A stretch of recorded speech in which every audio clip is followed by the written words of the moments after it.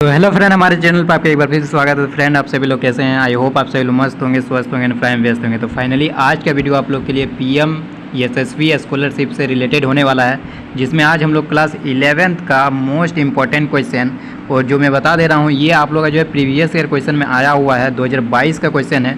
तो कहीं ना कहीं ये वीडियो आप लोग को देखना बहुत ज़्यादा ज़रूरी है, और आप लोग को ये पता होना चाहिए कि कोई भी एग्ज़ाम को यदि आप लोग को क्रैक करना है, कोई भी एग्ज़ाम में अच्छा मार्क्स लाना है, तो सबसे पहले क्या पता होना चाहिए कि सबसे पहले उसका सिलेबस पता होना चाहिए। तो सिलेबस ऑलरेडी मैंने बता चुका क्या सिलेबस है, एंड उसके बाद क्या पता होना चाहिए कि आप लोग जो है प्रीवियस ईयर क्वेश्चन का अंदाज़ा होना चाहिए, किस तरह से जो है प्रीवियस ईयर क्वेश्चन में पूछा जाता है क्वेश्चन, उसी से रिलेटेड क्वेश्चन ही आप लोग का जो है इस बार भी पूछा जाएगा। तो चलिए ज़्यादा देर नहीं करते, इस वीडियो को शुरुआत करते हैं। चैनल के लिए नए हैं तो चैनल को सब्सक्राइब कीजिए एंड बेल आइकन को प्रेस कीजिए।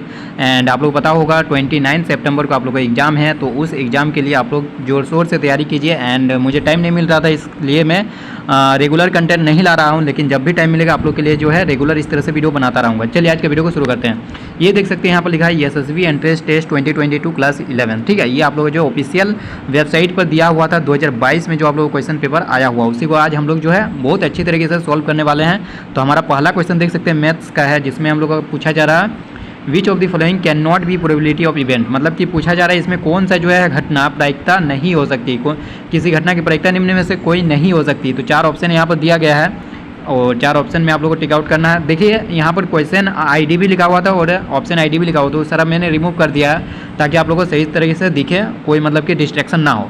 तो प्रायिकता निम्न में से कोई नहीं हो सकती। सबसे पहले इसका आप लोगों को कॉन्सेप्ट पता होना चाहिए। जो प्रोबेबिलिटी होता है, प्रोबेबिलिटी किसी भी इवेंट का जो होता है वो या तो 0 से बड़ा होगा या 0 के इक्वल होगा, और हमेशा जो है लेस देन 1 होगा, ठीक है। जो प्रोबेबिलिटी होता है वो 0 और 1 के बीच में ही हो सकता है।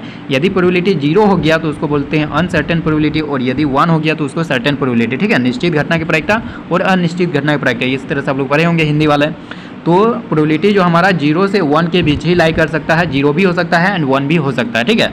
तो अब देखते हैं ऑप्शन में 13/17 है, तो 13/17 क्या 0 और 1 के बीच है? जी बिल्कुल, ये 0 और 1 के बीच है।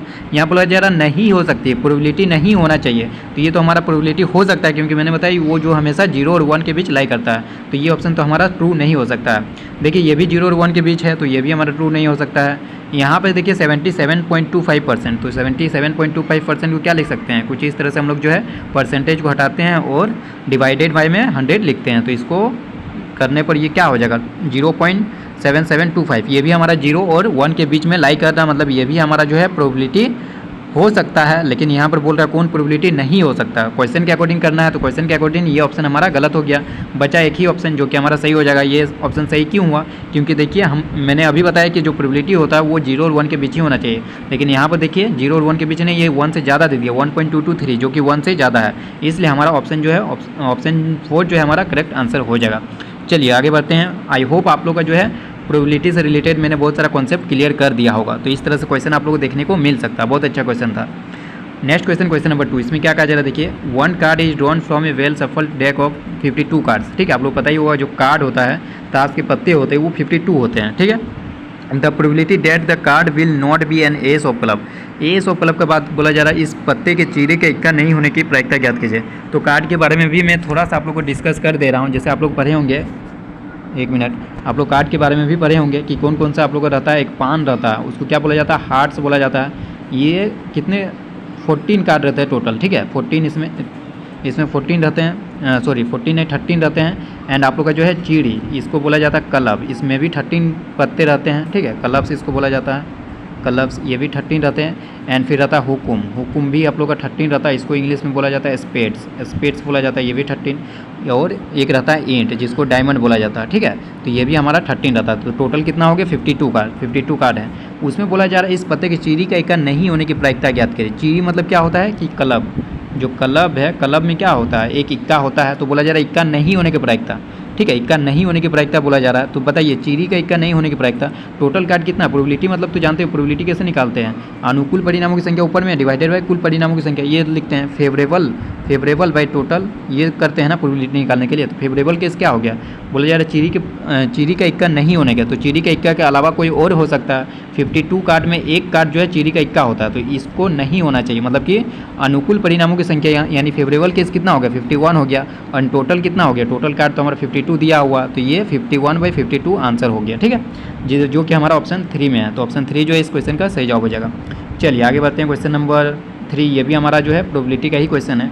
इसमें क्या कहा जाए, देखिए, a box contents 100 tickets which are numbered from 1 to 100, ठीक है। तो एक टिकट रखा गया है, 100 टिकट है, जिसमें इस तरह से लिखा गया है, ये एक टिकट हो गया, दो टिकट हो गया, तीसरा टिकट हो गया, इस तरह से 100 तक नंबरिंग किया गया है। And if one ticket at random from the box is chosen, what is the probability that it is a perfect cube number. देखिए, ये आप लोगों को पूछा जा रहा है, हिंदी में भी बता देता हूँ, मैक्सिमम स्टूडेंट हिंदी मीडियम के है। तो किसी बक्से में 100 टिकट रखे जिन पर 1 से 100 तक संख्या, यदि बक्से के टिकट यादृच्छिक निकाला जाता तो उसके पूर्ण घन होने की संख्या, पूर्ण घन संख्या होने की प्रायिकता। पहले तो ये आप लोग को समझना चाहिए कि आप लोग को परफेक्ट क्यूब नंबर होता आखिर क्या है। आप लोग एक चीज़ आप लोग पढ़े होंगे कि perfect square number, perfect square number पढ़े हैं। परफेक्ट स्क्वायर नंबर क्या होता है? परफेक्ट स्क्वायर नंबर जैसे हो गया 4 हो गया, 9 हो गया, 16 हो गया, ये सब क्या है? परफेक्ट स्क्वायर नंबर है ना। मतलब कि इसका अंडर रूट लेंगे तो एक हमारा होल नंबर आएगा। जैसे 4 का अंडर रूट लेंगे तो 2 आ गया, होल नंबर आया ना। 9 का अंडर रूट लेंगे तो 3 आ जाएगा, ये भी होल नंबर आ गया। अंडर रूट 16 लेंगे तो ये 4 आ जाएगा। इसको बोला जाता है परफेक्ट स्क्वायर नंबर। जो 4 हो गया, 9 हो गया, 16 हो गया, ये सारा किसका एग्जाम्पल हुआ? Perfect square number. उसी तरह परफेक्ट क्यूब नंबर, मैंने रूट लिया और होल नंबर आया था ना, इसमें क्यूब रूट लेके यदि करेंगे और वो होल नंबर आ जाएगा तो वो हमारा क्या हो जाएगा? Perfect cube number. जैसे एग्जाम्पल हो गया 1 हो गया, 1 का क्यूब रूट कीजिए तो 1 आ जाएगा ना। तो हमको कहाँ से कहाँ तक देखना है? 1 से 100 तक। देखिए ना, सब टिकट में 1 से 100 तक लिखा हुआ, तो 1 से 100 तक पता कर लेता है कितने परफेक्ट क्यूब नंबर है। तो पता कीजिए कितने हैं। एक 1 हो गया परफेक्ट क्यूब नंबर, एक हमारा 8 हो जाएगा, एक हमारा 27 हो जाएगा, एक हमारा 64 हो जाएगा। बताइए इसके अलावा और कोई परफेक्ट क्यूब नंबर है बिटवीन 1 to 100? और तो नहीं है। तो ये हमारा 4 जो है 1 से 100 के बीच में परफेक्ट क्यूब नंबर हो गया। तो एक टिकट जो है यादृच्छिक रूप से निकाला जाता है, उसके पूर्ण घन होने की संख्या, पूर्ण घन होने की प्रायिकता पूछा जा रहा है, ठीक है। What is the probability that it is a perfect cube number. तो ये तो हमारा फेवरेबल केस हो गया, जो कि कितना है? देखिए गिन के बताइए टोटल कितना है? 1 2 3 4, तो 4 हो गया favourable case. And total case कितना होगा? अनुकूल परिणामों की संख्या 4 हो गया, और कुल परिणामों की संख्या क्या आ जाएगा?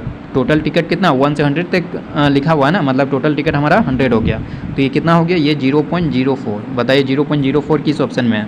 ये हमारा ऑप्शन 2 में दिख रहा होगा। तो ऑप्शन 2 जो हमारा बिल्कुल सही जवाब हो जाएगा इस क्वेश्चन का। चलिए आगे बढ़ते हैं, क्वेश्चन नंबर 4, ये भी बहुत अच्छा क्वेश्चन है। इसमें देखिए क्या कहा जा रहा है, marks obtain by 40 students each in examination are given below. यहाँ पर देख सकते हैं मार्क्स ऑब्टेन लिखा हुआ और नंबर ऑफ स्टूडेंट्स, मतलब ये फ्रीक्वेंसी हो गया, ये हमारा देख सकते हैं फ्रीक्वेंसी हो गया। What is the difference between the lower limit of modal class. पहले मॉडल क्लास पता होना चाहिए कि मॉडल क्लास आखिर होता क्या है, एंड उसका लोअर लिमिट को लेना है, ठीक है। मान लीजिए उसका लोअर लिमिट हमारा एक्स आ गया, उसका लोअर लिमिट, किसका लोअर लिमिट? मॉडल क्लास का। And the upper limit of median class. यहाँ क्या बोला जा रहा है? डिफरेंस निकालने बोला। डिफरेंस मतलब क्या होता है? घटाना है, ठीक है, सब्सट्रैक्ट करना है। तो limit upper limit of median class, मान लीजिए मीडियन क्लास हमारा वाई आ गया, तो ये एक्स माइनस वाई का वैल्यू पूछा जा रहा है। इस तरह से हमारा जो भी आंसर आएगा वही ऑप्शन में आप लोग को दिख जाएगा, ठीक है। चलिए देखते हैं, किसी परीक्षा में 40 छात्रों द्वारा निम्न तालिका दिए गए। आप लोग इंग्लिश में, हिंदी और इंग्लिश दोनों में देख सकते हैं। ये हमारा बहुलक हो गया और प्राप्तांक ऊपर में दिया गया। मॉडल वर्ग की निम्न सीमा तथा मध्य वर्ग, यहाँ मध्य वर्ग नहीं होना चाहिए क्योंकि यहाँ पर देखिए मीडियन क्लास लिखा हुआ ना, मतलब माध्यक वर्ग, ठीक है, माध्यक वर्ग होगा यहाँ पर। कि उस सीमा का अंतर क्या है, हिंदी में थोड़ा मिसप्रिंट किया हुआ है, तो मैं आप लोगों को बता देता हूँ किस तरह से निकालना है। देखिए मॉडल क्लास तो निकालना बहुत ईजी है। जो मॉडल क्लास है, मॉडल वर्ग है, उसको निकाल पाना बहुत ईजी है। क्यों ईजी है? क्योंकि मॉडल क्लास हम लोग कैसे निकालते हैं? जिसका फ्रीक्वेंसी जिसका हाई रहेगा, सबसे ज़्यादा रहेगा जिसका फ्रीक्वेंसी, ठीक है, वही हमारा मॉडल क्लास हो जाता है। जैसे यहाँ पर देखिए, ये मैंने बताया ये सब क्या फ्रीक्वेंसी है, तो सबसे ज़्यादा फ्रीक्वेंसी कहाँ दिख रहा है? ये 14 है ना, 14 स्टूडेंट्स यहाँ पर है, ये हमारा मैक्सिमम फ्रीक्वेंसी हो गया। और इसके यहाँ पर जो आप लोग का मार्क्स ऑब्टेन दिया गया है, ठीक है, ये इस रेंज पर यही हमारा हो गया मॉडल क्लास, मॉडल वर्ग हो गया ये 40 to 50। लेकिन इसका क्या लेना है? लोअर लिमिट लेना, lower limit of modal class. तो lower limit of modal class क्या होगा? 40 हो जाएगा ना। ये 50 जो है वो अपर लिमिट हो गया, और जो 40 है वो लोअर लिमिट हो गया। तो ये हमारा 40 हो गया lower limit of modal class. अब इसका डिफरेंस लेना, मतलब कि यहाँ पर माइनस का साइन देना है। एंड क्या करना है? Upper limit of median class. अब मीडियन क्लास कैसे निकालना है वो मैं तरीका सिखा दे रहा हूँ। तो 40 हमारा lower limit of modal class, ये याद रखना है। अब हम लोग निकालते हैं upper limit of median class. तो पहले मीडियन क्लास निकालते हैं, उसके बाद अपर लिमिट आराम से निकाल सकते हैं। तो मीडियन क्लास निकालने के लिए मैं सबसे पहले इसको जो है इस तरह से लिख देता हूँ। यहाँ मार्क्स लिख देता हूँ, मार्क्स, एंड यहाँ पर मैं लिख देता हूँ इसका फ्रीक्वेंसी, ठीक है, क्योंकि हम लोग को CF निकालना होगा तभी तो पता चलेगा ना। मार्क्स क्या है?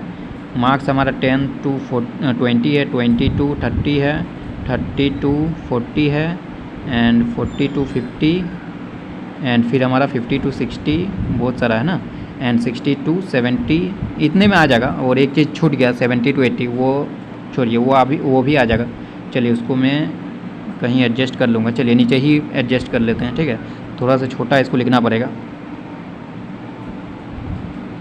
चलिए मैंने जो है लिख दिया पूरा मार्क्स एंड फ्रीक्वेंसी इसके अकॉर्डिंग हम लोग लिख देते हैं 2, 3, 8, 14।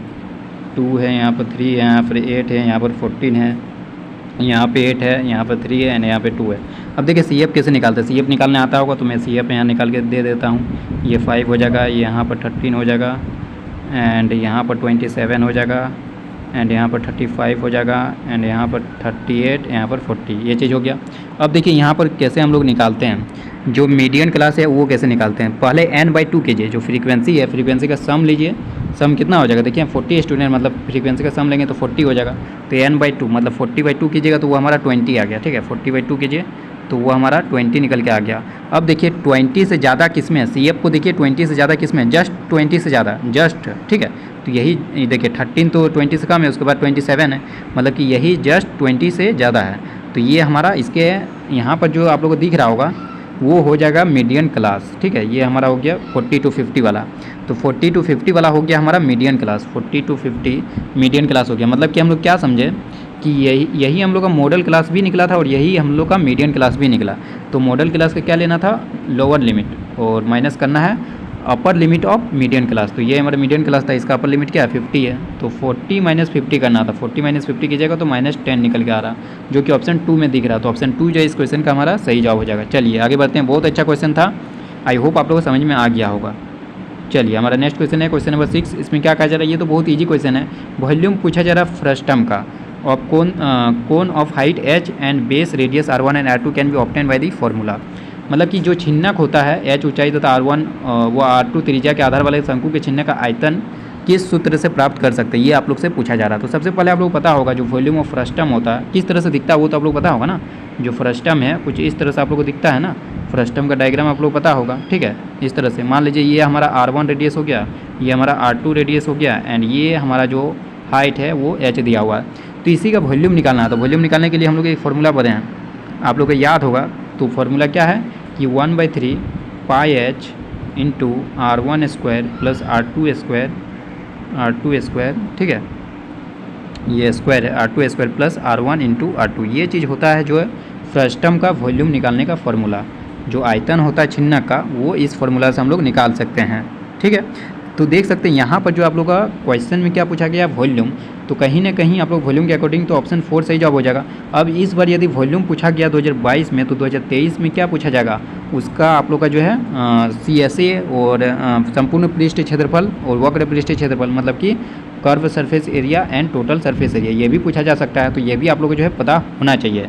चलिए मैं बता देता हूँ curve surface area and total surface area क्या होता है। तो सबसे पहले CSA, इसको बोला जाता है कर्व सरफेस एरिया, मतलब कि वक्र पृष्ठीय क्षेत्रफल, ये शंकु के छिन्नक का, ठीक है। जो फ्रस्टम है उसका वक्र पृष्ठीय क्षेत्रफल क्या होता है, तो ये आप लोग को याद होना चाहिए, अदरवाइज जो है आप लोग गलत कर सकते हैं। ये आप लोग को पूछा जाएगा, बहुत ज़्यादा चांसेस है कि 2022 में इस तरह से पूछा जाएगा। तो ये फॉर्मूला आप लोग जो मैंने लिखा ये आप लोग का CSA होता है, मतलब कर्व सरफेस एरिया वक्र पृष्ठीय क्षेत्रफल शंकु के छिन्नक का, ठीक है। πl into capital R plus small r, यहाँ पे r1 r2 भी लिख सकते हैं। और जो टोटल सरफेस एरिया होता है जो संपूर्ण पृष्ठीय क्षेत्रफल वो होता है πl into capital R plus small r plus इसमें क्या ऐड करना है pi into R square, capital R square plus small r square. ये दोनों फॉर्मूला आप लोगों को पता होना चाहिए। इससे रिलेटेड क्वेश्चन भी पूछा जा सकता है, न्यूमेरिकल भी इससे रिलेटेड दिया जा सकता है। आप लोग कुछ दे देगा, कैपिटल R दे देगा, स्मॉल r दे देगा एंड कर्व सरफेस एरिया दे देगा, आप लोग को L पूछा जा सकता है, ठीक है, या L दे देगा और स्मॉल r दे देगा, कैपिटल R पूछ लिया जाएगा। इस तरह से क्वेश्चन बनाया जा सकता है। चलिए आगे बढ़ते हैं हम लोग। क्वेश्चन नंबर 7, इसमें क्या कहा जा रहा है, देखिए क्वेश्चन में कहा जा रहा है 12 मीटर भुजा वाले किसी घनाकार कमरे में किस अधिकतम लंबाई की छड़ रखी जा सकती है, ठीक है। The length of longest road which can be put in a cubical room of side 12 metre. तो यहाँ पर सबसे पहले देख लेते हैं हम लोग क्यूबिकल हम लोग का ड्रॉ कर लेते हैं। सबसे पहले एक रूम एंड इसमें हम लोग से पूछा जा रहा है कितना मैक्सिमम लेंथ का जो है रॉड रख सकते हैं। तो बताइए ये हमारा रूम हो गया, इसमें बताइए कितना जो है मैक्सिमम लेंथ का रॉड कैसे रख सकते हैं। जब हम लोग कुछ इस तरह से रॉड को रखेंगे, किस तरह से रखेंगे, कुछ इस तरह से, ये कॉर्नर से ये कॉर्नर, इस कॉर्नर के बीच में यदि हम लोग रखेंगे तो कहीं ना कहीं आप लोग को दिख रहा होगा इसी कॉर्नर के बीच में यदि रखने पर हमारा जो रॉड का लेंथ है वो मैक्सिमम होने वाला है। और इस कॉर्नर को क्या बोलेंगे, इस घन के लिए हमारा क्या हो गया, विकर्ण हो गया, विकर्ण हो गया, तो और घन का विकर्ण क्या होता है, वही हमारा इस क्वेश्चन का आंसर हो जाएगा। घन का विकर्ण जो होता है वो क्या होता है बताइए, √3a होता है, इक्वल टू √3a घन का विकर्ण। एंड √3 का वैल्यू दिया हुआ 1.73 एंड a का वैल्यू जो हमारा a दिया हुआ है साइड लेंथ वो हम लोग का दिया गया है 12 मीटर। बस इसको मल्टीप्लाई कीजिए, ये हमारा 20.76 निकलता हुआ दिख रहा होगा। तो ऑप्शन 1 में दिख रहा है 20.76 मीटर का जो है हम लोग रॉड रख सकते हैं ये 12 मीटर भुजा वाले किसी घनाकार कमरे में। इससे अधिक हम लोग नहीं रख पाएंगे, इससे अधिक लंबाई का रखना चाहेंगे तो नहीं रख पाएंगे। ठीक है, चलिए आगे बढ़ते हैं हम लोग। क्वेश्चन नंबर 8, इसमें क्या कहा जा रहा है देखिए, how many tangent to a circle are there passing through a point lying inside the circle. वृत्त के भीतर स्थित बिंदु से गुजरने वाले वृत्त की कितनी स्पर्शरेखाएं। देखिए जो वृत्त है इस पर मैंने ऑलरेडी, जो सर्कल है ऑलरेडी मैंने इस पर जो है 1 शॉट वीडियो बना दिया है, सारा कॉन्सेप्ट उसमें बताया हुआ था। JNB का जब तैयारी करवा रहा था तब का बात किया जा रहा है। ठीक है, तो यदि आप लोग चाहते हैं कि और अच्छी तरह से पढ़ाई किया जाए तो JNB के लिए मैंने बहुत सारा कंटेंट जो आप लोग के लिए बनाया हूँ, और सिलेबस तो सेम है, तो ये वीडियो को आप लोग फॉलो कर सकते हैं, अच्छा खासा आप लोग को समझ में आ जाएगा। तो चलिए अब वीडियो पर आगे बढ़ते हैं एंड इस क्वेश्चन को हम लोग सॉल्व करते हैं। ये मान लीजिए एक सर्कल है, पहले टेंजेंट का कॉन्सेप्ट समझ लीजिए, टेंजेंट क्या होता है, जो स्पर्श रेखा वो क्या होता है। स्पर्श रेखा देखिए जो वृत्त को मतलब सर्कल को किसी एक बिंदु पर टच करता है, एक पॉइंट पर सिर्फ टच करता है, उसी को बोला जाता है स्पर्श रेखा। जैसे ये लाइन जो है, ये लाइन मैंने ड्रॉ किया, ये हमारा एक स्पर्श रेखा हो गया, ये लाइन क्या हो गया, एक स्पर्श रेखा हो गया। ठीक है, तो यहाँ पर पॉइंट कहाँ रखा गया, उसी पॉइंट से पास होना चाहिए। पॉइंट जो है इनसाइड दी सर्कल रखा गया, मतलब वृत्त के भीतर रखा गया। तो ये वृत्त के भीतर मैंने एक पॉइंट रख दिया। इस पॉइंट से बताइए आप क्या किस तरह से लाइन ड्रॉ कर सकते हैं, इसी तरह से लाइन ड्रॉ कर सकते हैं, इस तरह से। ठीक है, इस तरह से लाइन ड्रॉ कर सकते हैं, इस तरह से कर सकते हैं। लेकिन क्या इसको हम लोग जो ब्लू लाइन मैंने ड्रॉ किया 2 लाइन, क्या इसको हम लोग जो है टेंजेंट बोल सकते हैं? नहीं बोल सकते टेंजेंट। क्यों नहीं बोल सकते? मैंने बोला कि टेंजेंट जो है, जो वृत्त है, जो सर्कल है, उसके एक पॉइंट पर सिर्फ टच करता है। लेकिन ये देखिए, इस लाइन को देखिए, यहाँ भी एक पॉइंट पर टच हो रहा है, यहाँ भी एक पॉइंट पर, मतलब कि ये तो कट कर रहा है। तो ये हमारा जो है सर्कल का टेंजेंट नहीं हुआ। टेंजेंट किस तरह से होता है मैंने बताया, इस तरह से होता है, मतलब कि अंदर वाले पॉइंट से एक भी टेंजेंट ड्रॉ करना पॉसिबल नहीं है। तो ऑप्शन 4 जो है करेक्ट आंसर होगा, नो टेंजेंट। यदि बाहर में कोई पॉइंट रहेगा तो बताइए कितने टेंजेंट ड्रॉ कर सकते हैं? मैक्सिमम 2 टेंजेंट ड्रॉ कर सकते हैं। एक इस तरह से आप लोग ड्रॉ कर सकते हैं, मान लीजिए ये पॉइंट है, एक इस तरह से आप लोग ड्रॉ कर सकते हैं एंड एक इस तरह से ड्रॉ कर सकते हैं। ठीक है, 2 ही टेंजेंट जो है हम लोग मैक्सिमम ड्रॉ कर सकते हैं बाहर पॉइंट रहेगा तो। एंड आप लोग को ये भी कॉन्सेप्ट पता होना चाहिए, मान लीजिए इसको O दे देते हैं, इसको A एंड इसको B, तो आप लोग पता होना चाहिए जो OA इक्वल टू OB होता है, ये तो पता होना चाहिए। ठीक है, एंड आप लोग का ये जो मान लीजिए सर्कल का ये सेंटर है और इसको यहाँ से मिला देते हैं, तो ये भी आप लोग पता होना चाहिए, ये दोनों 90 डिग्री पर लाई करता है। जो रेडियस होता है वो टेंजेंट पर 90 डिग्री बनाता है। ठीक है, तो ये भी आप लोग पता होना चाहिए। सारा कॉन्सेप्ट, बहुत सारा कॉन्सेप्ट जो इस क्वेश्चन के थ्रू मैंने समझा दिया। ठीक है, OA इक्वल टू OB होता है, ये और ये दोनों बराबर होगा, और यहाँ पर ये 90 डिग्री बनाएगा। जो रेडियस है वो टेंजेंट पर 90 डिग्री लंब होती है। ठीक है, परपेंडिकुलर होती है। चलिए आगे बढ़ते हैं हम लोग। इसका आंसर नो टेंजेंट होगा। बाहर पॉइंट से हम लोग एक बाहर पॉइंट से 2 बना के दिखा दिए, अंदर पॉइंट से एक भी नहीं बनेगा। और यदि सर्कल पर ही कोई पॉइंट रहेगा तो उससे हम लोग एक टेंजेंट ड्रॉ कर सकते हैं। चलिए क्वेश्चन नंबर 9, इसमें क्या कहा जा रहा है देखिए, the tangent to a circle is a line that intersect the circle at. अभी बताया ना टेंजेंट का कॉन्सेप्ट। टेंजेंट क्या होता है? सर्कल के एक पॉइंट पर जो है टच करता है। तो इसका वही पूछा जा रहा है कि किसी वृत्त की स्पर्श रेखा कोई रेखा जो वृत्त को प्रतिच्छेद करती है, कितने बिंदु पर? एक बिंदु पर ना, 1 पॉइंट पर, ओनली 1 पॉइंट ओनली, यानी ऑप्शन 2 हमारा जो है सही जवाब हो जाएगा। चलिए आगे बढ़ते हैं हम लोग। क्वेश्चन नंबर 10, इसमें क्या कहा जा रहा है देखिए, ट्रिग्नोमेट्री का क्वेश्चन है। इसमें कहा गया sin 2a equal to 2 sin a into cos a। ये तो फॉर्मूला होता है यार, आप लोग को पता होना चाहिए, जो sin 2a का फॉर्मूला आता हो। अब तो आप लोग 11 में भी चले गए हैं, तो 11th में आप लोग को ये चीज़ तो पढ़ना ही होगा, ट्रिग्नोमेट्री। तो ये फॉर्मूला आई होप आप लोग पढ़ लिए होंगे, तो ये फॉर्मूला आप लोग याद भी होना चाहिए। 2 sin a into cos a होता है, ये फॉर्मूला होता है, और ये ऑलवेज होता है, हमेशा के लिए ये होता है sin 2a equal to 2 sin a into cos a। तो ये क्या होगा, is true always for all angles, मतलब ऑप्शन 3 करेक्ट आंसर हो जाएगा। आप कोई भी एंगल पुट करके देख लीजिए, ए की जगह, मान लीजिए ए की जगह मैं 30 डिग्री पुट करूँगा, तो ये sin 2a क्या हो जाएगा, LHS में क्या हो जाएगा, sin 60 डिग्री। sin 60 डिग्री का वैल्यू क्या हो जाएगा, √3/2, मतलब कि LHS में हमारा √3/2 आ रहा, और ये हमारा RHS हो गया। RHS में भी हम लोग ए की जगह 30 डिग्री पुट कीजिए, RHS में भी आप लोग √3/2 आता हुआ दिख रहा होगा। देखिए sin 30 हो जाएगा 1/2 एंड यहाँ पर cos 30 हो जाएगा √3/2। ये 2 और ये 2 तो कैंसिल हो गया, तो क्या हुआ RHS में √3/2। ठीक है, तो यानी LHS इक्वल टू RHS हो गया। तो इस तरह आप ए की जगह 45 डिग्री भी पुट करके देखिए, वो उसमें भी आप लोग का LHS इक्वल टू RHS दिखेगा। मतलब जितने भी एंगल आप लोग को पुट करना है कर लीजिए, ये फॉर्मूला हमेशा जो है ट्रू होता है। तो ऑप्शन 3 जो है करेक्ट आंसर हो जाएगा फॉर ऑल एंगल्स। चलिए आगे बढ़ते हैं हम लोग। क्वेश्चन नंबर 11, इसमें क्या कहा जा रहा है देखिए, the angle of elevation of the top of a building from a point on the ground which is 60√3 metre away from the foot of the tower is 60 degree. The height of the tower is, एक tower के पास से 60√3 metre दूर एक बिंदु पर tower के शीर्ष का उन्नयन कोण 60 डिग्री है। टावर की ऊंचाई क्या होगा? देखिए इसमें मैं ड्रॉ कर देता हूँ फिगर। ये आप लोग का एक टावर है, ठीक है। टावर की ऊंचाई मान लीजिए h है। टावर की ऊंचाई कैलकुलेट करने बोल रहा है ना, तो टावर की ऊंचाई मान लीजिए h है और यहाँ से क्या बोला जाए, टावर के पास से 60√3 मीटर दूर। तो ये हमारा दिया गया 60√3 मीटर, ठीक है। इतना दूर पर जो है टावर के शीर्ष का उन्नयन कोण 60 डिग्री। ये जो एंगल है आप लोग का, ये एंगल, ये हम लोग का दिया गया 60 डिग्री, ये 60 डिग्री। मान लीजिए मैं नाम दे देता हूँ ABC, ठीक है। नाम दे दिया ABC, नाम नहीं भी देंगे तो चलेगा। तो इसमें हमसे h का वैल्यू निकालने पूछा जा रहा है। तो देखिए इसमें 1060 लगा दीजिए ना, 1060 लगा दीजिए, आराम से निकल जाएगा। 1060 लगाएंगे तो क्या हो जाएगा, h/60√3 एंड h का वैल्यू हमसे पूछा जा रहा है। तो h इक्वल टू क्या हो जाएगा, 60√3 इंटू 1060, और 1060 का वैल्यू क्या होता है बताइए, √3 होता है ना। तो इसको कैलकुलेट कीजिएगा तो कितना आ जाएगा, ये हमारा 3 बन जाएगा और ये 180 मीटर हो जाएगा। 180 किसमें, ऑप्शन 1 में है, तो ऑप्शन 1 जो हमारा सही जवाब हो जाएगा। चलिए आगे बढ़ते हैं हम लोग।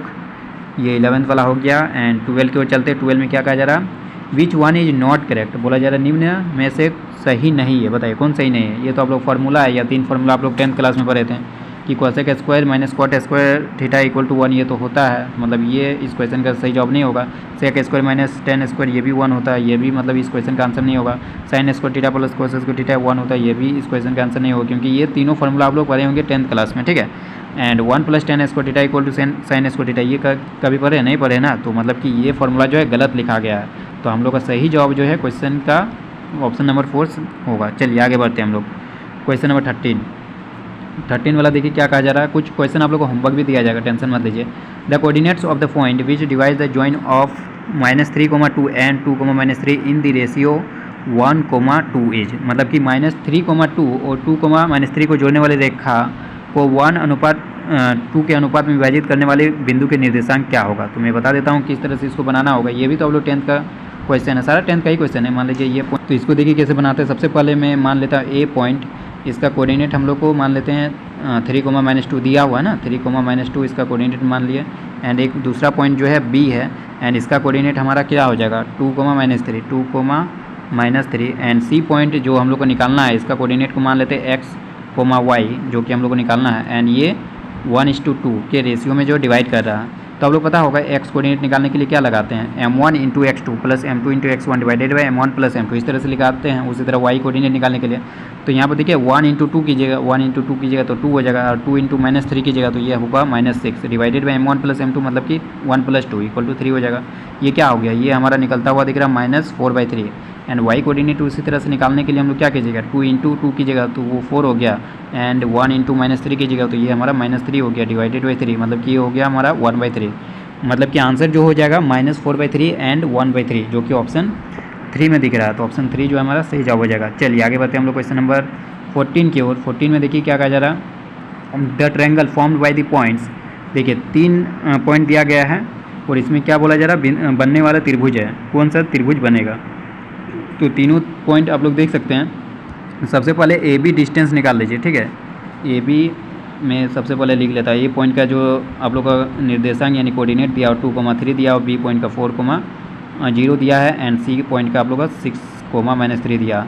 पहले ए बी का डिस्टेंस निकाल लीजिए। ए बी का डिस्टेंस निकालेंगे तो क्या होगा बताइए, ये आप लोग पढ़े होंगे ना, √x2 - x1 का whole square plus y2 - y1 का होल स्क्वायर। तो इस तरह से आप लोग निकाल सकते हैं। 4 - 2 कीजिएगा तो क्या होगा 2 का स्क्वायर, मतलब कि ये 4 हो जाएगा। और 3 - 0 कीजिएगा तो वो 3 हो जाएगा, यानी 9 हो जाएगा। ये ए बी जो हमारा √13 आ गया, ए बी हमारा √13 आ गया। तो मैं यहीं पर लिख देता हूँ √13, क्योंकि जगह का कमी है तो मैं यहाँ पर √13 लिख दिया ए बी की जगह। एंड बी सी उसी तरह निकालिए। बी सी का वैल्यू क्या हो जाएगा बताइए, बी सी निकालेंगे तो 6 - 4 कीजिए तो वो हमारा 2 का स्क्वायर यानी 4 हो जाएगा। एंड यहाँ पर 9 हो जाएगा, मतलब कि बी सी भी हमारा जो है √13 निकलता हुआ दिख रहा है। आप लोग निकालिए √13, ये भी निकल रहा है। एंड हम लोग सी ए निकाल लेते हैं। सी ए इसको निकालेंगे तो कितना आ जाएगा, 4 का स्क्वायर 16 एंड -3 - 6 का स्क्वायर यानी 36। तो ये हमारा निकलता हुआ दिख रहा है। ये कितना निकल जाएगा बताइए, 52 निकल जाएगा, है ना। 52 निकलता हुआ दिख रहा है। देखिए ये तो हम लोग का ए बी = बी सी आ गया ना, √13। तो ये हमारा कौन सा ट्रायंगल हो जाएगा, ये कौन सा ट्रायंगल हो जाएगा बताइए, राइट एंगल ट्रायंगल। तो देखिए राइट एंगल ट्रायंगल भी एक बार देख लेते हैं। राइट एंगल ट्रायंगल के लिए क्या हो जाएगा, A B square plus B C square करने पर हमारा सी ए स्क्वायर होना चाहिए। तो √13 प्लस √13 मतलब कि ये हमारा 13 प्लस 13 26 एंड ये तो हमारा 52 आ रहा है। मतलब राइट एंगल ट्रायंगल तो नहीं है, इक्विलेटरल ट्रायंगल भी नहीं। इक्विलेटरल ट्रायंगल के लिए जो है तीनों भुजा का है बराबर होना चाहिए था। नो ट्रायंगल फॉर्म्ड, ट्रायंगल तो फॉर्म हो रहा है। एंड चौथा ऑप्शन में है विषम बाहु त्रिभुज, विषम बाहु त्रिभुज भी नहीं है। तो इसमें तो ऑप्शन ही नहीं है क्योंकि ये हमारा समद्वि बाहु त्रिभुज का एग्जाम्पल है, आइसोसेलेस ट्रायंगल, आइसोसेलेस ट्रायंगल का एग्जाम्पल है। यहाँ पर बोला जाए नो ट्रायंगल फॉर्म एक ऑप्शन है, तो कहीं ना कहीं वही ऑप्शन हम लोग को सही लगाना पड़ेगा। और नो ट्रायंगल फॉर्म मतलब कि त्रिभुज नहीं बन सकता है। तो त्रिभुज बनने का क्राइटेरिया एक चीज़ हम लोग पढ़े हैं कि त्रिभुज के किन्हीं दो भुजाओं का योग तीसरी भुजा से बड़ा होना चाहिए। तो देखिए ये दो भुजा को यदि ऐड करेंगे तो 2√13 हो जाएगा। दो भुजा का योग तीसरी भुजा से बड़ा होना चाहिए। ये क्या √52 के बराबर है, आप लोग एक बार सर्च करके देखिएगा तो शायद यही हो सकता है, शायद बड़ा नहीं होगा। ठीक है, शायद बड़ा नहीं होगा, इसलिए हमारा जो है करेक्ट आंसर है इसका third number, no triangle form. लेकिन इसका आंसर होना चाहिए आइसोसेलेस ट्रायंगल मतलब समद्वि बाहु त्रिभुज, जो कि ऑप्शन में नहीं है, इसलिए हमारा ऑप्शन 3 के साथ जाना चाहूँगा। चलिए आगे बढ़ते हैं हम लोग। क्वेश्चन नंबर एक बार आप लोग चेक कर लीजिएगा, ठीक है। Question number 15, in a triangle A B equal to 7 centimetre, B C equal to 7√3 centimetre and A C equal to 14 centimetre, then angle B पूछा जा रहा है। तो देखिए यहाँ पर क्या क्या दिया, मैं एक ट्रायंगल ड्रॉ कर लेता हूँ। कहीं ना कहीं ये हम लोग कुछ इस तरह से दिखेगा triangle A B C and यहाँ पे ए बी इक्वल टू क्या दिया 7 सेंटीमीटर। अच्छा, ये हम लोग कैसे पता चले कि ये हमारा राइट एंगल ट्रायंगल है कि नहीं। तो सबसे पहले देख लेते हैं क्या A B square plus B C square equal to A C square हो रहा है। देखिए ए बी स्क्वायर कीजिएगा तो ये 49 हो जाएगा, बी सी स्क्वायर कीजिए तो ये हमारा क्या हो जाएगा 49 × 3, 49 × 3 कीजिएगा तो ये 147 हो जाएगा ना। ये 27, ये 147 हो रहा है एंड हमारा 49 है, इसको ऐड कर दीजिए तो कितना आ जाएगा बताइए 6 एंड ये हमारा 196।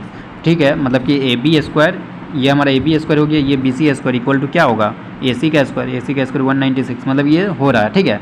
मतलब कि ये हमारा क्या होगा एक राइट एंगल ट्रायंगल बनेगा, समझ गए ना राइट एंगल ट्रायंगल क्यों बनेगा। एंड अब देखते हैं ए बी का वैल्यू कितना दिया हुआ 7 दिया हुआ है, बी सी का वैल्यू दिया हुआ 7√3 एंड ए सी का वैल्यू दिया 14 एंड हम लोग कौन सा एंगल पूछा जा रहा है एंगल बी। देखिए एंगल बी तो हमारा 90 डिग्री निकल गया आराम से, तो हमारा ऑप्शन 4 जो है सही जवाब हो जाएगा। चलिए आगे बढ़ते हैं हम लोग क्वेश्चन नंबर 16 की ओर। 16 में क्या कहा जा रहा है, देखिए ये भी हम लोग का जो है हाइट एंड डिस्टेंस का क्वेश्चन है, जिसमें कहा जा रहा है a ladder 70 metre long reaches vertical fall of height 15 metre above the ground, the distance of the foot of the ladder from foot of the vertical pole is. मतलब समतल सतह लिखना चाहिए, हाथ लिख दिया। समतल सतह के ऊपर 15 मीटर ऊंचाई के ऊर्ध्वाधर खंभे को 17 मीटर लंबी सीढ़ी पहुंचती है। सीढ़ी के पात से ऊर्ध्वाधर खंभे के पात के बीच की दूरी क्या होगी। देखिए ये बहुत अच्छा क्वेश्चन है, इसको मैं डायग्राम के थ्रू ही समझाने की कोशिश कर रहा हूँ, ठीक है। उसी से आप लोगों को जो है अच्छी खासा समझ में आएगा। तो देखिए कुछ इस तरह से आप लोगों को डायग्राम बनेगा। सबसे पहले समतल सतह के ऊपर 15 मीटर ऊंचाई की ऊर्ध्वाधर खंभा, ये हमारा खंभा हो गया 15 मीटर का, ठीक है। ये मैंने खंभा दे दिया एंड 17 मीटर लंबी सीढ़ी पहुँचती है, तो इस तरह से सीढ़ी को मैंने बनाते हैं। ये हमारा सीढ़ी हो गया जो कि 17 मीटर का है। तो पूछा जाए सीढ़ी के पाद से ऊर्ध्वाधर खंभे के पाद के बीच की दूरी क्या होगा। ये सीढ़ी का पाद बिंदु हो गया जो कि हमारा मान लेते हैं सी पॉइंट हो गया एंड बी पॉइंट हो गया जो खंभा का पाद बिंदु है, ठीक है।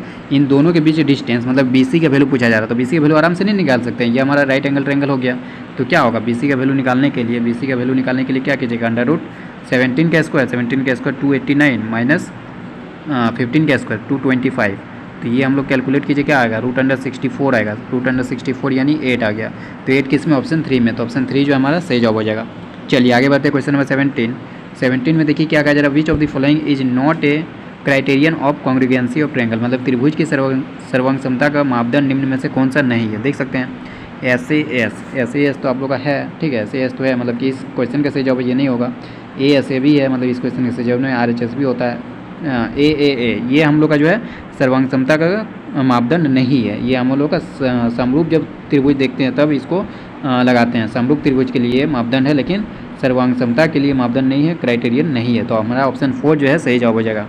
आगे बढ़ते हैं question number 18, the mean of the sum of first n positive odd natural number is. मतलब कि प्रथम n धनात्मक विषम प्राकृतिक संख्या के योग का माध्य है। देखिए सबसे पहले देखिए ये जो 1 + 3 + 5 टिल n, इसका क्या वैल्यू होता है, इसका n स्क्वायर होता है। ये तो आप लोग पता होगा, यदि नहीं पता है तो आप लोग AP लगाकर आराम से निकाल सकते हैं, AP लगाकर। तो वही बोला जा रहा है संख्याओं के योग का माध्य है, मतलब कि इसका मीन निकालने बोल रहा है। ठीक है। तो एन स्क्वायर हमारा निकल गया। और मीन के लिए क्या करते हैं, जितने भी संख्या लिखते हैं, मान लीजिए ये हमारा 1+3 ऑड नेचुरल नंबर लिखना है +5 टिल एन तक लिखना है ना, इसको ऐड करना है एंड जितने भी संख्या है उससे डिवाइड करना है। तो टोटल संख्या कितना है बताइए। प्रथम एन है, यहाँ पर देख सकते हैं एन धनात्मक विषम प्राकृतिक संख्याओं का, तो यहाँ डिवाइडेड बाई एन कीजिएगा तो ये हमारा मीन हो गया। तो इसको ऐड किए तो एन स्क्वायर हो गया और डिवाइडेड बाई एन कीजिएगा तो ये हमारा कैंसिल आउट करके एन ही बचेगा, जो कि ऑप्शन 1 में दिख रहा है। तो ऑप्शन 1 सही जवाब हो जाएगा। चलिए आगे बढ़ते हैं हम लोग क्वेश्चन नंबर 9। तो देख सकते हैं हमारा नेक्स्ट क्वेश्चन नंबर 19। ये आप लोग का ये भी एपी का क्वेश्चन है, बहुत ही मज़ेदार क्वेश्चन है। आई होप आप लोग जो है इस लेक्चर को देखने में मज़ा आ रहा होगा। इसमें देख सकते हैं क्या पूछा जा रहा, the sum of the first 20 multiples of 13 is, मतलब 13 के प्रथम 20 गुणकों का योग कितना होगा ये पूछा जा रहा। तो बताइए 13 के प्रथम 20 गुणक क्या होगा, ये 13 हो जाएगा, प्लस 26 हो जाएगा, प्लस 39 हो जाएगा। इस तरह से लास्ट हमारा जो टर्म है वो क्या हो जाएगा बताइए। 20 मल्टीपल लेना है ना, तो लास्ट हम लोग क्या करेंगे, 20 को 13 से मल्टीप्लाई कर दीजिए, मतलब 13 को 20 से मल्टीप्लाई कीजिएगा तो वो हमारा हो जाएगा 320 नहीं, 13 दूनी 26 हो जाएगा ना, तो ये हमारा 260 हो जा रहा। तो बस इसी का समेसन निकालना है, मतलब कि योगफल निकालना है। तो s इक्वल टू क्या होता है n/2, और यहाँ पर n क्या है 20, तो 20/2 कीजिएगा तो ये 10 हो जाएगा। n/2 into a plus L, A क्या है 13 है एंड एल क्या है बताइए, एल हमारा 260 हो गया। मैं फॉर्मूला नहीं लिख रहा हूँ, बस ऐसे ही आप लोगों को बता दे रहा हूँ, ठीक है। फॉर्मूला तो आप लोग को याद ही होगा, अभी 11th में चले गए हैं तो अब तो बच्चे रहे नहीं, ठीक है। तो यहाँ पर कितना हो गया 273, 10 से इसको मल्टीप्लाई कीजिए तो ये होगा 2730, जो कि ऑप्शन 2 में दिख रहा है। तो ऑप्शन 2 जो हमारा इस क्वेश्चन का सही जवाब हो जाएगा। चलिए आगे बढ़ते हैं question number 20। Which of the following is not a quadratic equation, बताइए क्वाड्रेटिक इक्वेशन कौन सा नहीं है, द्विघात समीकरण कौन सा नहीं वो पूछा जा रहा है। हलवा क्वेश्चन हो गया ना। ये देखिए पहला ऑप्शन चेक कीजिए, ये तो हमारा क्वाड्रेटिक इक्वेशन होगा कि नहीं देख सकते हैं। यहाँ पर 3x² है, यहाँ पर x² है, x² वाला होना चाहिए टर्म, x² वाला टर्म है, मतलब कि ये तो हमारा क्वाड्रेटिक इक्वेशन है। लेकिन इस क्वेश्चन का सही जवाब नहीं होगा, क्योंकि यहाँ बोला जा रहा है द्विघात समीकरण नहीं है, वो होना चाहिए, ठीक है। यहाँ पर देखिए 2x² है, x² वाला टर्म है, यहाँ पर भी 2x² है, मतलब देखिए यहाँ पर आप लोगों को जो दिख रहा है यहाँ पर 2x² तो कैंसिल आउट हो जाएगा ना। यहाँ पर भी 2x² आ रहा है लेफ्ट हैंड साइड में, और RHS यानी राइट हैंड साइड में भी 2x² आ रहा है, तो 2x² तो कैंसिल आउट हो जाएगा, इसलिए ये हमारा क्वाड्रेटिक इक्वेशन नहीं होगा। बाकी जो दो ऑप्शन है वो भी हमारा क्वाड्रेटिक इक्वेशन का एग्जाम्पल है, ठीक है, क्वाड्रेटिक इक्वेशन का हमारा एग्जाम्पल है, लेकिन ये जो है ये हमारा क्वाड्रेटिक इक्वेशन का एग्जाम्पल नहीं है। आप लोग बाकी दो ऑप्शन को भी चेकआउट कर सकते हैं, ठीक है। इसी से हम लोग देख लिए ना कि यही जो है हमारा क्वाड्रेटिक इक्वेशन का एग्जाम्पल नहीं है। चलिए आगे बढ़ते हैं हम लोग क्वेश्चन नंबर 21। इसमें क्या कहा जाए देखिए, एक quadratic equation ax² + bx + c = 0 has no real roots if, कब रियल रूट नहीं होता है, जब हमारा जो है द्विघात समीकरण का वास्तविक मूल कब नहीं होता है, जब d लेस देन 0 होता है। d लेस देन 0, d को क्या लिखता है b² - 4ac, b² - 4ac हमारा लेस देन 0 होना चाहिए, जो कि हमारा किस में दिख रहा है ऑप्शन 3 में। तो ऑप्शन 3 जो है इस क्वेश्चन का सही जवाब हो जाएगा। चलिए 22 की ओर चलते हैं। 22 का देखिए, the sum of 2 digit numbers and the number obtain by reversing the digit, इसको मैं ऑप्शन से बना दूंगा, ठीक है। Obtain by reversing the digit is 55 if the digits by क्या लिखा है, if the digits of the number differ by 1 find the number, मतलब हिंदी में देख सकते हैं कोई दो अंकों वाली संख्या तथा उसके अंकों को आपस में बदलने से प्राप्त संख्या के योग हमारा 55 दिया हुआ। यदि संख्या के अंकों का अंतर 1 है तब संख्या क्या होगी। देखिए यहाँ पर ऑप्शन से देख लीजिए, संख्या का अंतर 1 होना चाहिए, तो संख्या का अंतर तो 1 इसमें भी है, मतलब डिफरेंस समझ रहे हैं, डिफरेंस इसमें भी डिफरेंस 1 है, तो संख्याओं का अंतर यहाँ भी संख्या का अंतर 1 है, इसमें भी 1 है, इससे तो हम लोग नहीं निकाल सकते हैं। अब क्या निकालना बोल रहा है, कोई दो अंकों वाली संख्या तथा उसके अंकों को आपस में बदलने से प्राप्त संख्या के योग यहाँ पर 55 दिया गया है। तो जैसे 32 को लेते हैं, 32 को, और इसको पलट दीजिए, इसके डिजिट को पलट दीजिए तो 23 हो जाएगा। इसको जोड़ने पर आना चाहिए 55, क्या 55 आ रहा है जी, बिल्कुल 55 आ रहा है। एंड इसको जोड़िए, इसको कीजिए तो 1 2 हो गया, तो 2 1 हो जाएगा, इसमें 55 नहीं आ रहा, ठीक है, इसमें भी 55 नहीं आएगा, इसमें भी नहीं आएगा, तो मतलब ऑप्शन 1 हमारा सही जवाब हो जाएगा। फिर तो 32, क्योंकि 32 को पलट देंगे तो ये 23 बन जाएगा, एंड इसको ऐड करेंगे तो ये 55 आ जाएगा। वही तो हमारा बोल रहा है 55 आना चाहिए ऐड करने पर, तो हमारा ऑप्शन 1 जो बिल्कुल सही जवाब हो जाएगा। चलिए आगे बढ़ते हैं क्वेश्चन नंबर 23। क्वेश्चन नंबर 23 में देखिए क्या कहा जा रहा है, point of intersection of lines 5x - y = 5 and 3x - y = 3। ये तो बहुत ईजी क्वेश्चन है, हलवा क्वेश्चन है। ऑप्शन से भी आप लोग चेकआउट कर सकते हैं, जो ऑप्शन पुट करके देख सकते हैं, यदि दोनों इक्वेशन को सेटिस्फाई कर रहा है जो ऑप्शन, वही ऑप्शन हमारा सही जवाब हो जाएगा। बाकी आप लोग जो है इसको सॉल्व करना आता होगा। 5x - y = 5 है, एंड हमारा दूसरा इक्वेशन क्या है 3x - y = 3 है, तो बस इसको ऐड कर दीजिए, ऐड मत कीजिए, इसको क्या कीजिए माइनस कर दीजिए।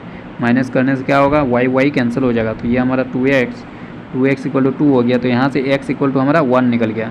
x इक्वल टू 1 किस ऑप्शन में, एक ही ऑप्शन में दिख रहा होगा, देखिए ऑप्शन 3 में। और y इक्वल टू 0 होगा। y इक्वल टू 0 क्यों होगा, क्योंकि किसी भी इक्वेशन में, मान लीजिए इस इक्वेशन में मैं x की जगह 1 पुट करता हूँ, तो 5 माइनस वाई इक्वल टू 5 हो जाएगा, एंड 5 तो कैंसिल हो जाएगा, मतलब y इक्वल टू 0 हो जाएगा। तो ऑप्शन 3 जो है हमारा सही जवाब हो जाएगा। चलिए आगे बढ़ते हैं, क्वेश्चन नंबर 24 एक बहुत ही अच्छा क्वेश्चन है, मैचिंग वाला है, ठीक है। Choose the correct answer from the options given below. तो देखिए किसका क्या होगा, तो ऑप्शन भी आप लोग देख सकते हैं। तो सबसे पहले देखिए हम लोग एक चीज़ पढ़े हैं, अद्वितीय हल मतलब कि आप लोग क्या होता है, unique solution, and no solution मतलब कोई हल नहीं, और अनंत सॉल्यूशन, अनंत हल मतलब इनफाइनाइट सॉल्यूशन। इसको आप लोग क्राइटेरिया जानते होंगे किस तरह से हम लोग करते हैं। यदि a1/a2 not equal to b1/b2 है, तभी हमारा जो है यूनिक सॉल्यूशन होता है, मतलब 1 सॉल्यूशन होता है, ठीक है। एंड यदि हमारा a1/a2 equal to b1/b2 equal to c1/c2 है, तब इस पर इन्फानाइट सॉल्यूशन हमारा होता है। And a1/a2 equal to b1/b2 not equal to c1/c2 होगा, तो इसमें हमारा एक भी सॉल्यूशन नहीं होगा, नो सॉल्यूशन होगा। ये सारा कुछ आप लोग पता होना चाहिए। अब चलिए एक ऑप्शन को हम लोग जो है चेकआउट करते हैं। इसमें देखिए a1/a2 कीजिए, a1/a2 a1 ये हमारा 1 हो गया, a1 अरे a2 हमारा 1 हो गया। यहाँ पर देखिए b1/b2 b1 हमारा -3 हो गया, एंड b2 हमारा ये भी -3 हो गया, मतलब कि ये भी 1 हो रहा है, ये भी 1 हो रहा है, ठीक है। एंड c1/c2 ये 3/2 हो रहा है। तो ये हो रहा है a1/a2 equal to b1/b2 not equal to c1/c2 आ गया, नॉट इक्वल टू c1/c2। वो इसमें मैंने बताया कि इसमें नो सॉल्यूशन होगा, मतलब कि हमारा जो ऑप्शन ए है, सॉरी यहाँ पर ए है, ए का क्या हो जाएगा, मैच कोई हल नहीं, मतलब कि ऑप्शन 2 हो जाएगा, 3 हो जाएगा, ए का हमारा 3 हो जाएगा, ठीक है, ए का 3 हो जाएगा। देख लीजिए ए का 3 किस में है, ए का 3 ऑप्शन 1 में है और ऑप्शन 4 में है, मतलब कि 2 ऑप्शन तो हम लोग कैंसिल आउट कर सकते हैं, ऑप्शन 2 और ऑप्शन 3 नहीं होगा, ठीक है। अब आगे बढ़ते हैं, हम लोग आगे देख लेते हैं, ऑप्शन ये वाला बी को चेकआउट करते हैं। a1/a2 कीजिए, तो ये 1/1 हो गया, b1/b2 कीजिए, वो 1/-1, मतलब कि ये इस तरह से लिख सकते हैं। c1/c2 की ये तो यहीं से दिख गया ना, ये a1/a2 not equal to b1/b2 वाला केस हो गया, a1/a2 not equal to b1/b2 वाला केस। एंड इसमें मैंने बताया था यूनिक सॉल्यूशन होता है, यूनिक सॉल्यूशन मतलब अद्वितीय हल। तो ये हमारा बी का क्या हो जाएगा, बी का हमारा 2 होगा, बी का 2। तो देखिए बी का 2 किस में है, ऑप्शन 1 में, तो ऑप्शन 1 सही जवाब हो जाएगा। 3 और 4 आप लोग चेकआउट कर लीजिएगा, ठीक है। तो ऑप्शन 1 जो है बिल्कुल सही जवाब होगा। चलिए क्वेश्चन 25, ये क्वेश्चन आप लोग के लिए होमवर्क है, जिसमें क्या कहा जा रहा है, if A equal to C for the quadratic polynomial a² plus bx plus c equal to 0 then the zeros of the polynomials are. किसी द्विघात समीकरण देख सकते हैं x² plus bx plus c के लिए a इक्वल टू सी दिया हुआ, तब बहुपद के शून्य क्या होगा, equal but opposite sign, reciprocal roots are imaginary, या फिर आप लोग का रियल एंड इक्वल। ये आप लोग क्वेश्चन होमवर्क के तौर पर दिया जा रहा है। आप लोग होमवर्क किस तरह से लिखना है, HW25 का जो भी ऑप्शन आएगा वो ऑप्शन लिख दीजिएगा। मान लीजिए बी आया तो आप लोग बी लिख सकते हैं, HW25 का आंसर बी होगा, इस तरह से आप लोग लिख सकते हैं। चलिए जो भी ऑप्शन होगा उसके अकॉर्डिंग आप लोग को जो है आंसर देना है कमेंट सेक्शन में। आगे बढ़ते हैं हम लोग क्वेश्चन नंबर 26 में देखिए क्या कहा जा रहा है, which of the following algebraic expression is not A polynomial. इनमें से कौन बीजगणितीय प्रसार का बहुपद नहीं है। देखिए बहुपद चेक करना है, यानी पोलिनोमियल चेक करने का क्या होता है कि जो अचर पद है, जो हमारा वेरिएबल है, वो अंडर रूट के अंदर नहीं होना चाहिए, और वो डिवाइड में भी नहीं होना चाहिए, ठीक है, डिवाइड में भी नहीं होना चाहिए। इस तरह से आप लोग जो है चेक कर सकते हैं। तो देखिए ये तो हमारा पोलिनोमियल का एग्जांपल है, बोला जा रहा बहुपद नहीं होना चाहिए, तो ये इस क्वेश्चन का सही जवाब नहीं होगा। ये देखिए मैंने बताया ना, अंडर रूट के अंदर में जो अचर पद है, मतलब कि जो हमारा चर पद है, मतलब वेरिएबल है, वो नहीं होना चाहिए। यदि हो गया तो वो हमारा बहुपद नहीं होगा, पोलिनोमियल नहीं होगा। तो यही जो है पोलिनोमियल नहीं है, हमारा बहुपद नहीं है, क्योंकि देखिए देख सकते हैं जो एक्स है वेरिएबल है, वो रूट के अंदर में चला गया है। तो ये हमारा क्वेश्चन का सही जवाब हो जाएगा ऑप्शन 2। तो देखिए हमारा नेक्स्ट क्वेश्चन नंबर 27, इसमें क्या कहा जाए, quadratic polynomial with zeros -2/3 and 2/3। इससे हम लोग का एक क्वाड्रेटिक पोलिनोमियल बनाना है, जिसका जो शून्यक है यानी जो जीरोस है वो -2/3 एंड 2/3 दिया हुआ, ठीक है। तो विघात बहुपद हम लोग को बनाना होगा। तो इसका फॉर्मूला मैंने बताया था, क्या बताया था, x² माइनस मूलों का योग, मतलब कि alpha plus beta into x plus मूलों गुणनफल, यानी अल्फा बीटा इक्वल टू 0, ठीक है। ये आप लोग पढ़े ना, x² minus sum of roots into x plus product of roots equal to 0। तो इसके लिए देखिए क्या करना है, x² minus sum of roots क्या हो जाएगा, -2/3 प्लस 2/3 करना है, तो ये तो हमारा 0x हो जाएगा, प्लस अल्फ़ा इंटू बीटा कीजिए, ये हमारा हो जाएगा -4/9 इक्वल टू 0 कीजिए। यहाँ से हम लोग देखिए ये आप लोग एलसीएम लीजिए तो 9x² माइनस 4 इक्वल टू 0, ये चीज़ निकल गया। 9x² माइनस 4, 9x² माइनस 4 हमारा ऑप्शन 3 में है, तो ऑप्शन 3 जो है बिल्कुल सही जवाब हो जाएगा। चलिए आगे बढ़ते question number 28। Rational number which lies between √2 and √3। एक हम लोग को परिमेय संख्या पता करना है जो कि √2 एंड √3 के बीच में लाई करना चाहिए, ठीक है।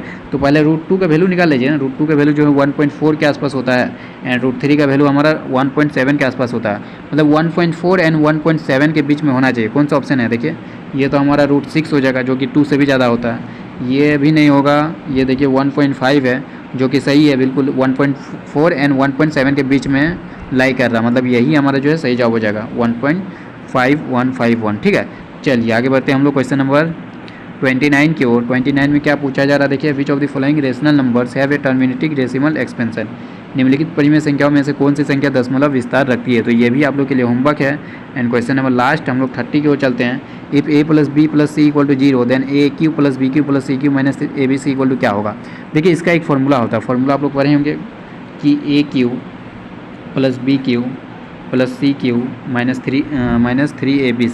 3abc इसका एक फार्मूला होता है a + b + c into a² + b² + c² minus ab minus bc minus ca। ये चीज़ आप लोग पढ़े होंगे। यहाँ पर क्या दिया गया? a + b + c = 0 है, तो कहीं ना कहीं दिख रहा ना LHS में जो लिखे हैं मैंने a + b + c इंटू जो भी लिखे हैं, तो ये तो हमारा पूरा 0 हो जाएगा क्योंकि a + b + c 0 है, तो 0 इंटू समथिंग इज 0, तो ये हमारा 0 हो गया।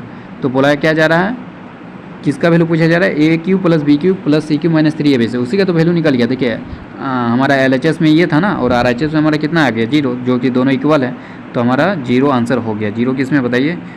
0 हमारा किस ऑप्शन में है? अच्छा ABC पूछा जा रहा था, सॉरी यहाँ पर मैंने क्या बताया कि a³ + b³ + c³ minus 3abc, इसका वैल्यू हमारा 0 आ गया,